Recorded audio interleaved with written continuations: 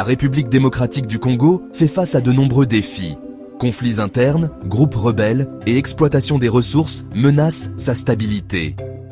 Pour surmonter ces défis, la RDC a besoin d'une armée forte et compétente. Cette armée aura besoin de ressources, d'entraînement et d'une mission claire. Elle nécessitera des partenariats stratégiques et un engagement envers la sécurité intérieure.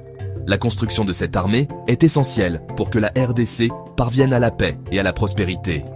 La RDC est une nation au potentiel immense. Elle possède de vastes ressources naturelles. Son peuple est résilient. Pourtant, sans sécurité, ce potentiel reste inexploité. Une armée forte peut fournir la sécurité nécessaire pour libérer ce potentiel. Elle peut dissuader les menaces extérieures et combattre l'instabilité interne. Une armée compétente n'est pas synonyme d'agression. Il s'agit de dissuasion. Il s'agit d'avoir les moyens de défendre la souveraineté et de protéger les citoyens. Il s'agit de créer un environnement où la paix et le développement peuvent s'épanouir. La RDC mérite un tel environnement. La voie de la construction d'une armée forte exige une planification et une exécution minutieuse. Elle nécessite des partenariats stratégiques, des réformes internes et un engagement en faveur de la bonne gouvernance. Elle exige une attention particulière à la gestion des ressources et un dévouement au bien-être des soldats qui servent. En prenant ces mesures, la RDC peut créer une armée qui sert de fondement à la stabilité et de garante de son avenir. La RDC ne peut pas construire une armée forte isolément. Elle doit forger des partenariats stratégiques avec des pays désireux de fournir formation, équipement et soutien. Ces partenariats doivent être mutuellement bénéfiques et respecter la souveraineté de la RDC. Les États-Unis sont un partenaire potentiel. La RDC possède des minerais essentiels dont les États-Unis ont besoin pour leurs industries. Un accord stratégique sur les minerais pourrait fournir à la RDC des fonds indispensables pour l'amélioration de ses capacités militaires. Cet accord pourrait impliquer l'échange de droits miniers contre une formation militaire, des équipements et un partage de renseignements. L'Afrique du Sud est un autre partenaire potentiel. Forte de son expérience dans les opérations régionales de maintien de la paix, l'Afrique du Sud peut fournir une formation et un soutien logistique précieux. Le renforcement de la coopération en matière de défense avec l'Afrique du Sud améliorerait la sécurité et la stabilité régionale. La Turquie se présente également comme un partenaire précieux. L'expertise de la Turquie en matière de technologie des drones et de tactiques de contre-insurrection pourrait être bénéfique à la lutte de la RDC contre les groupes rebelles.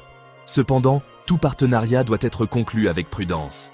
La RDC doit s'assurer que ses partenaires sont engagés dans sa stabilité à long terme et ne poursuivent pas leurs propres intérêts étroits. La souveraineté et l'intégrité territoriale de la RDC ne doivent jamais être compromises. Les partenariats externes sont importants, mais la RDC doit également relever les défis de sécurité intérieure.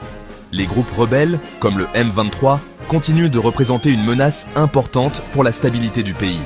Ces groupes exploitent les griefs locaux, se livrent à l'extraction illégale de ressources et terrorisent les civils.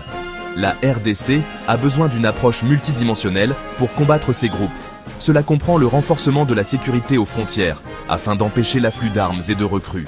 Cela nécessite la collecte et le partage de renseignements pour anticiper et perturber les activités des rebelles. Plus important encore, il est nécessaire de s'attaquer aux causes profondes du conflit, telles que la pauvreté, les inégalités et les tensions ethniques. Les solutions militaires ne peuvent à elles seules apporter une paix durable. La RDC doit investir dans des programmes de développement, promouvoir la réconciliation et créer des opportunités économiques pour tous ses citoyens. Cela réduira l'attrait de rejoindre les groupes rebelles et favorisera un sentiment d'unité nationale. En outre, la RDC doit s'attaquer au problème de la corruption dans ses propres rangs. La corruption affaiblit l'armée de l'intérieur, sape la confiance du public et alimente le recrutement des rebelles. Une politique de tolérance zéro à l'égard de la corruption, associée à un leadership transparent et responsable, est essentielle pour construire une armée forte et respectée. Une armée forte est construite sur un fondement d'équité et d'efficacité. Cela signifie créer un système où les soldats sont traités avec respect, pourvus adéquatement et se voient offrir des possibilités d'avancement. Il s'agit d'établir un cadre contractuel clair qui définit les rôles, les responsabilités et les avantages du service militaire. Des contrats clairs renforcent la confiance et garantissent la responsabilité. Ils procurent aux soldats un sentiment de sécurité et encouragent le professionnalisme. Ils contribuent également à attirer des personnes qualifiées qui sont prêtes à consacrer leur vie au service de leur pays. Outre le traitement équitable, la RDC doit également se concentrer sur la gestion efficace de ses ressources. Cela comprend la lutte contre la corruption dans le processus d'approvisionnement et la garantie que les fonds alloués à l'armée sont utilisés efficacement. La transparence et la responsabilité des dépenses militaires sont essentielles pour instaurer la confiance du public et garantir que les ressources sont utilisées pour maximiser les capacités de l'armée. En investissant dans ses soldats et en gérant judicieusement ses ressources, la RDC peut créer une armée non seulement forte, mais aussi durable à long terme. Une armée bien équipée, bien entraînée et bien motivée est essentielle pour que la RDC réalise pleinement son potentiel et assure un avenir meilleur à sa population.